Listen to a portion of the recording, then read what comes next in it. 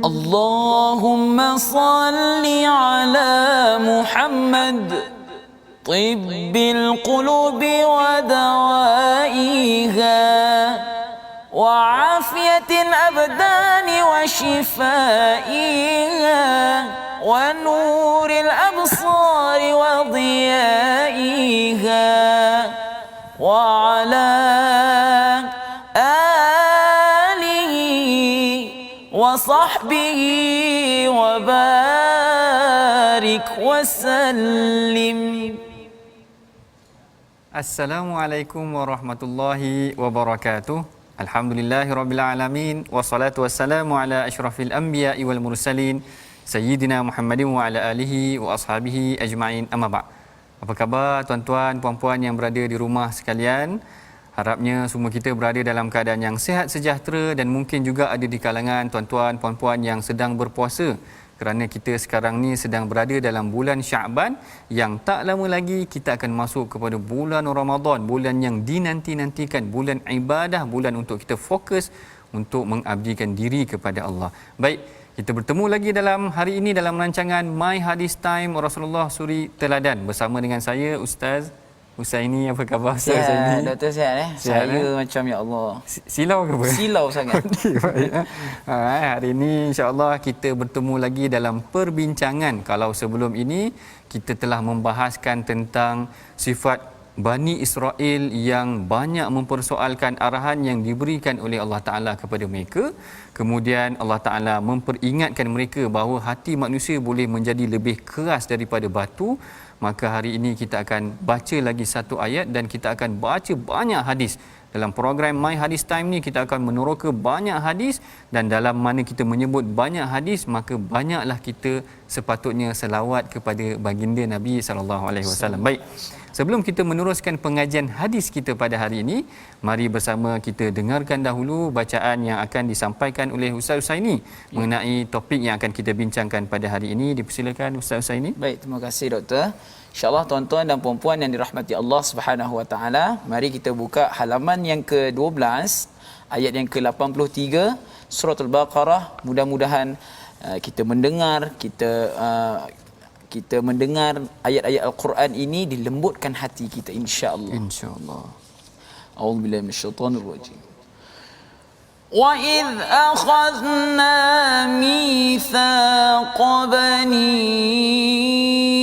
Israil la ta'buduna illa Allah la ta'buduna illa Allah wa bil walidaini ihsana wa dhil qurba wal yatama wal masakin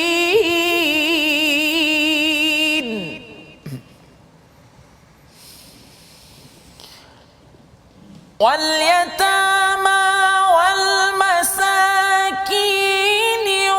وقولوا للناس حسنا وأقيموا الصلاة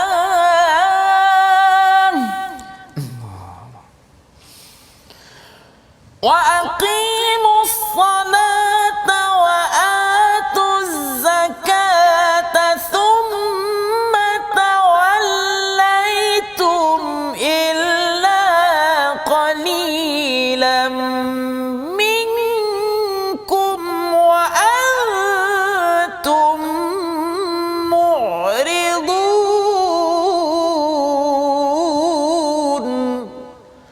صدق الله العظيم.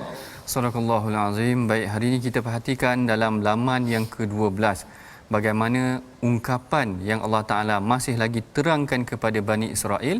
Sebelum tu Bani Israel telah banyak mempersoalkan tentang ayat Allah, kemudian hati mereka ataupun Allah Ta'ala gambarkan bagaimana hati mereka boleh menjadi keras. Hari ini kita kembali balik kepada perbincangan lagi dengan Bani Israel, bagaimana Allah Ta'ala meminta ataupun mengarahkan mereka supaya jangan mensyirikkan Allah. Hari ini kita akan baca satu hadis mengenai syirik kepada Allah Taala.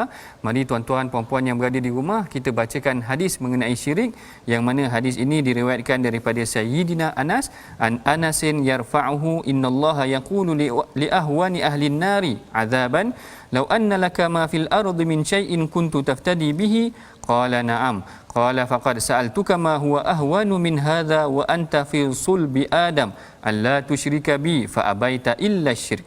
Maksudnya daripada Anas bin Malik radhiyallahu taala anhu, Rasulullah sallallahu alaihi wasallam bersabda, pada hari kiamat Allah bertanya kepada ahli neraka yang paling ringan azabnya, jika kamu memiliki semua yang ada di bumi, adakah kamu akan menggunakannya untuk menebus diri kamu, iaitu mengeluarkan kamu daripada neraka? Ahli neraka itu menjawab, ya. Kemudian Allah berkata, dahulu aku menginginkan daripadamu yang lebih ringan daripada itu, iaitu ketika kamu masih hidup dalam sulbi Adam, yakni agar kamu tidak menyekutukan aku, namun kamu enggan dan tetap melakukan syirik. Hadis ini diriwayatkan oleh Al-Imam Bukhari. Perhatikan hadis ini tuan-tuan, bagaimana kesalahan syirik adalah satu kesalahan yang sangat besar. Allah Taala melakukan ataupun berdialog dengan Bani Israel dalam Al-Quran, menceritakan tentang bagaimana kita telah mengambil perjanjian dengan anak-anak Adam dan begitu juga dengan Bani Israel. Maka dalam hadis pula Rasulullah menjelaskan, nanti di akhirat Allah Taala pernah menyebutkan tentang satu golongan yang dimasukkan ke dalam neraka, tetapi kerana mereka telah mensyirikkan Allah, lalu Allah Ta'ala peringatkan, kalau kamu ada sesuatu yang boleh menebus diri kamu, kamu nak tak? Lalu mereka kata nak, tapi sebenarnya Allah Ta'ala kata, aku dah bagi dah dulu kelebihan yang banyak, tapi kamu gagal untuk tidak mensyirikkan aku. Baik, kita akan lanjutkan lagi perbincangan mengenai hadis ini selepas daripada ini. Kita rehat dahulu seketika, jumpa lagi selepas ini dalam program My Hadis Time, Rasulullah Suri Teladan.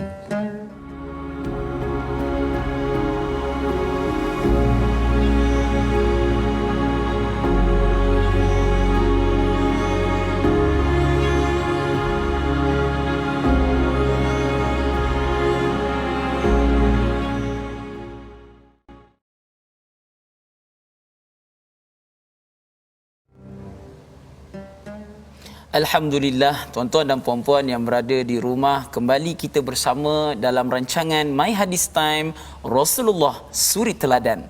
Sebentar tadi Dr. Sanusi telah menceritakan tentang azab yang diberikan oleh Allah kepada Bani Israel, dan peluang yang Allah bagi bermacam-macam kepada Bani Israel ini supaya tidak menyekutukan Allah Subhanahu Wa Taala.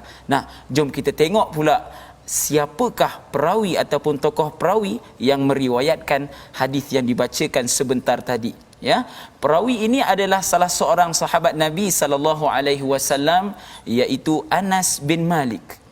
Tuan-tuan, kalau tuan-tuan dan puan-puan nak tahu yang berada di rumah, Anas bin Malik ini adalah seorang anak muda yang di mana menjadi hamba kepada Nabi sallallahu alaihi wasallam ketika mana Nabi sallallahu alaihi wasallam berhijrah ke kota Madinah dan diberikan sebagai hadiah oleh ibunya sendiri, doktor. Betul, betul. Baik, yang tu yang telah dibacakan ataupun diceritakan oleh Ustaz Husaini. Anas bin Malik adalah seorang kanak-kanak ketika Rasulullah berhijrah, dia masih lagi kanak-kanak. Kemudian Rasulullah menerimanya sebagai hadiah daripada ibunya Ummu Sulaim. Macam tu juga dia adalah seorang yang sangat diberkati oleh Rasulullah. Yang ni saya selalu tekankan kepada tuan-tuan. Kalau tuan-tuan tengok dalam biografi perawi kita, ada disebutkan tentang pemuda yang diberkati kerana berkat doa Rasulullah. Kerana Rasulullah pun, bila mana ibu dia bawa Anas ni kepada Rasulullah, ibu dia kata kepada Rasulullah, wahai Rasulullah, doakan kepada Anas. Lalu Rasulullah pun doakan kepada Anas. Rasulullah kata, Allahumma kthir malahu wa waladahu wa barik lahu fi. Wahai Tuhanku, banyakkanlah harta dia dan banyakkanlah anak-anaknya dan berkatilah harta dan anak dia.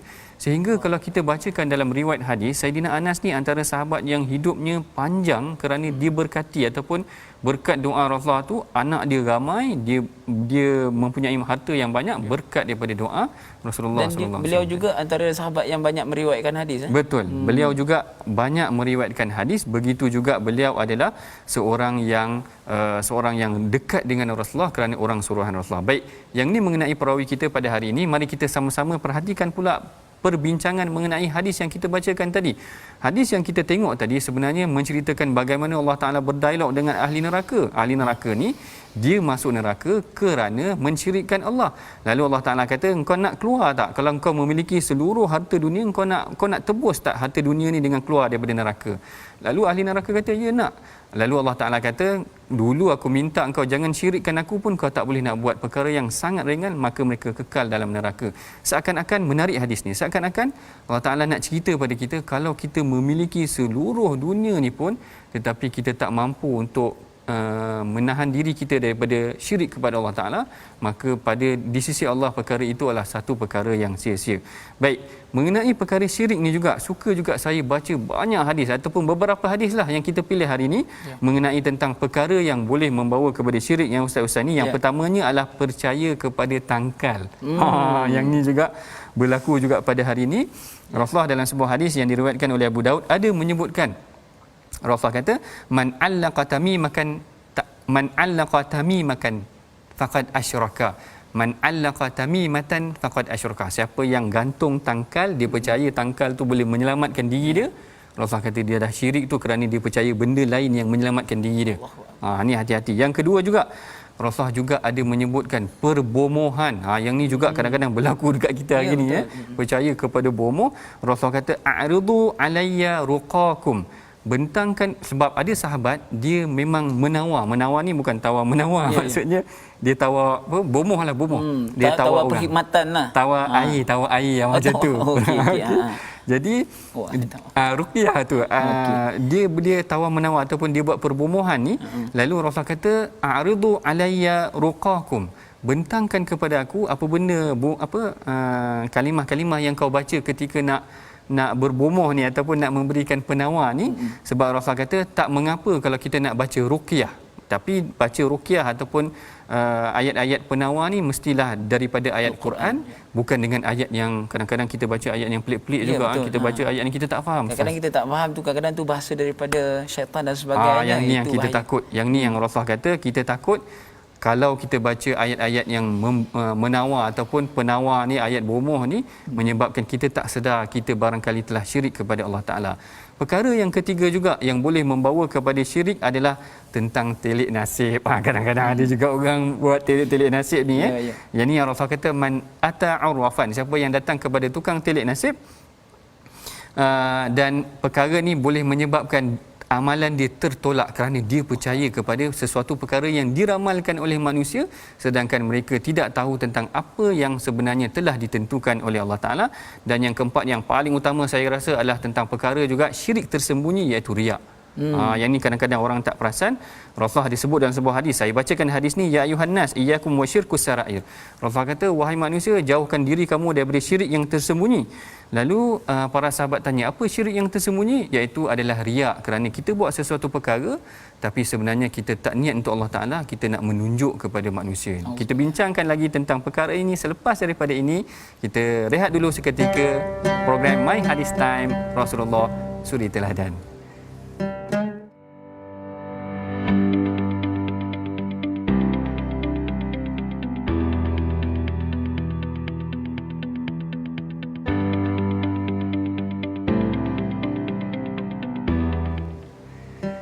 Baik, bertemu kita lagi dalam rancangan My Hadis Time, Rasulullah Suri Teladan. Kita dah bincangkan dengan panjang lebar mengenai hadis syirik. Allah Ta'ala telah mengambil perjanjian dengan kita. Kita dah janji dengan Allah Ta'ala, kita tak nak syirikkan Allah Ta'ala. Macam tu yang berlaku pada Bani Israel, macam tu juga berlaku pada kita.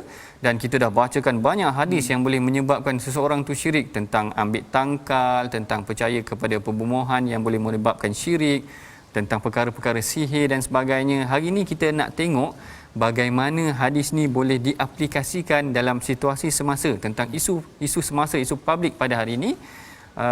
Bagaimana Ustaz ni? Ustaz ni ada perasan tak? Ada tak isu-isu yang boleh membawa kepada syirik pada hari ini? Baik doktor, kalau kita melihat daripada soalan syirik dalam kalangan masyarakat kita, sebenarnya tuan-tuan dan puan-puan, berlaku zaman sekarang ni online doktor. Syirik online Dia kata kita macam kalau kita pernah melihat dalam Facebook, siapakah jodoh kamu 10 tahun akan datang.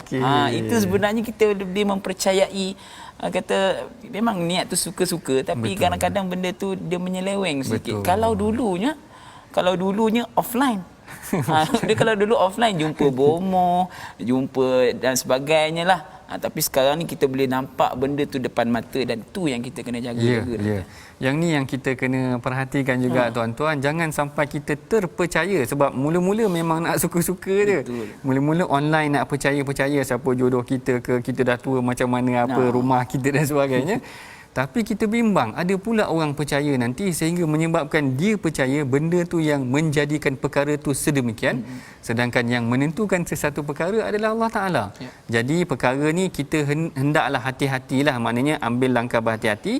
Jangan sampai kita terpercaya pula. Kalau anak-anak ada yang terpengaruh dengan perkara tu, mungkin juga boleh dijauhkan. Kita tak nak perkara tu, walaupun sebenarnya kita tahu je perkara tu mungkin main-main je. Tapi kita bimbang perkara yang main-main ni sebenarnya dia boleh membawa kepada orang percaya dan akhirnya menjerumus kepada perkara yang tidak betul di sisi agama. Baik.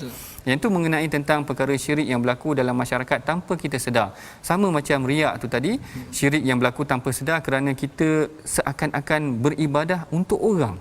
Bukan untuk Allah Ta'ala. Jadi depan orang dia buat baik. Depan orang kita solat rajin. Belakang orang tak solat pula. Itulah.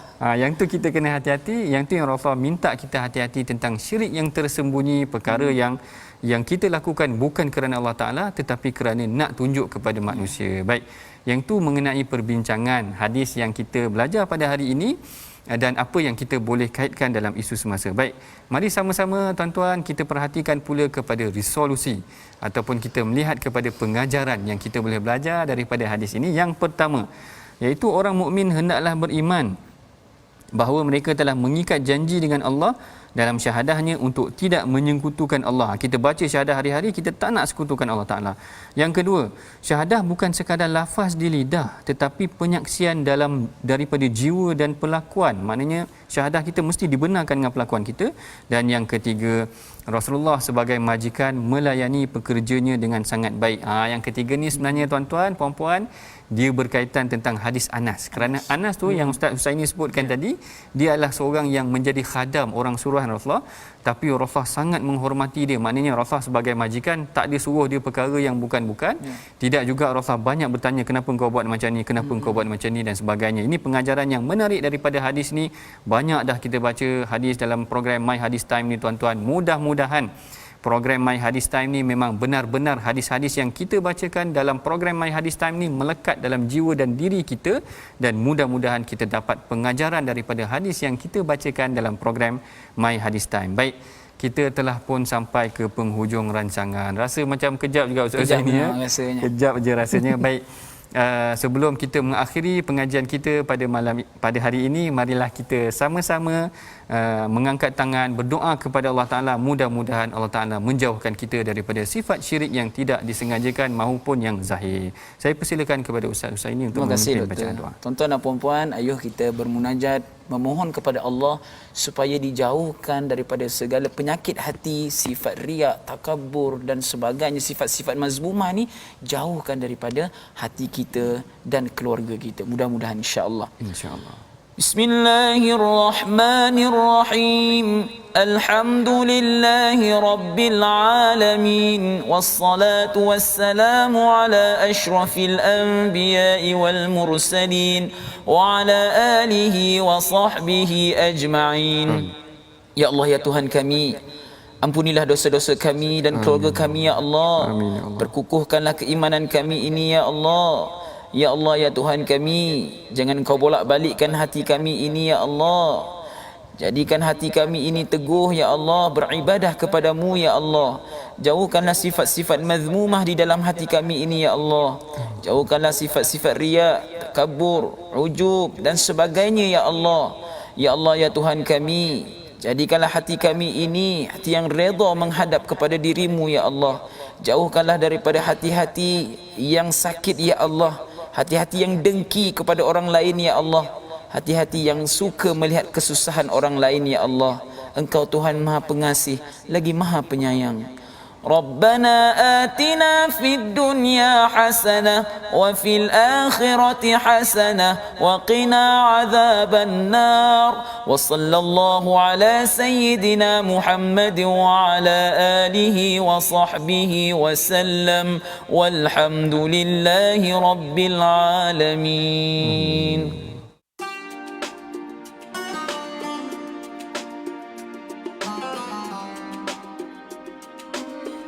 Bersamalah menyumbang kepada tabung gerakan Al-Quran sebagai usaha pendanaan wakaf Al-Quran, wakaf media, aset, tunai dan jasa.